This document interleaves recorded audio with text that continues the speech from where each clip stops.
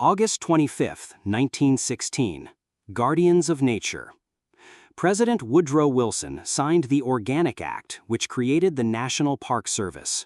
This moment marked a turning point in American conservation history. The act was passed by Congress to establish a federal agency responsible for managing national parks and monuments. Its purpose was clear: to conserve the natural and cultural resources of the United States and to provide for their enjoyment in a way that would leave them unimpaired for future generations. Before 1916, individual parks and monuments existed, but they were managed separately without a central authority.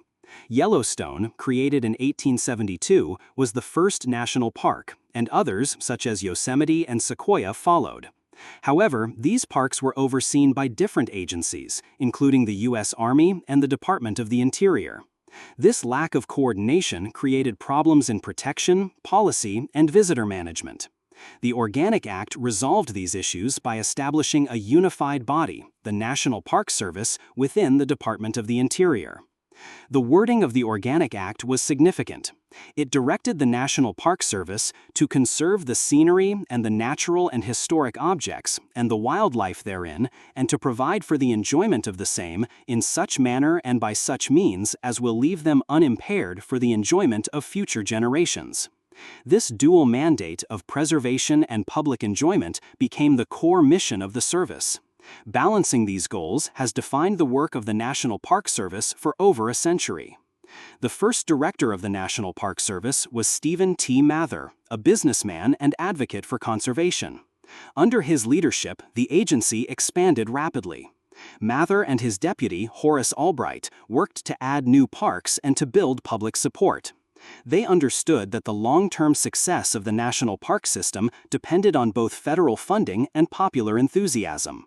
Their efforts helped transform the national parks into a national symbol of pride. The Organic Act also reflected the Progressive era's growing concern for conservation. Figures such as Theodore Roosevelt and John Muir had already elevated public awareness about protecting wilderness and historic sites. Roosevelt had expanded national forests, wildlife refuges, and monuments through the Antiquities Act of 1906. John Muir advocated for the spiritual and cultural value of wilderness.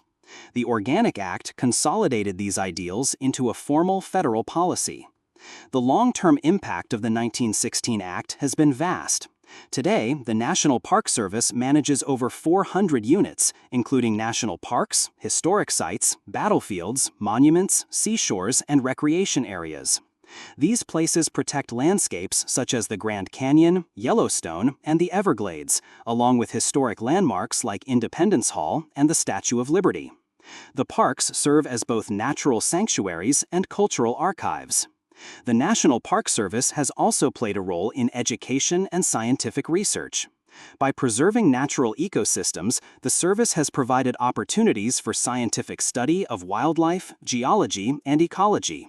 It has also interpreted American history for millions of visitors each year through museums, tours, and educational programs.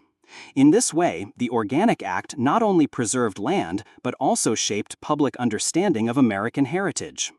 The creation of the National Park Service demonstrated an early recognition that natural and cultural resources were finite and needed federal protection. It marked a shift from viewing land solely as a resource for economic use to viewing it as a public trust. The parks became places where citizens could experience beauty, history, and recreation regardless of social or economic status. In the century since its passage, the Organic Act has influenced environmental policy around the world. Other nations have looked to the U.S. model in developing their own national park systems. The idea that government has a responsibility to protect nature and history for the public good has become a global standard. The legacy of August 25, 1916, continues to shape American identity. The Organic Act created more than an agency. It established a philosophy that nature and history should be preserved and shared. Every visit to a national park today is a direct result of that decision by President Wilson and the leaders of 1916. Their work ensured that future generations would not only read about America's scenic wonders and historic landmarks, but could stand within them and experience them firsthand. For enthusiasts of historical ephemera, visit history-collectors.com to find collectibles that might complement your collection. You can own a piece of history.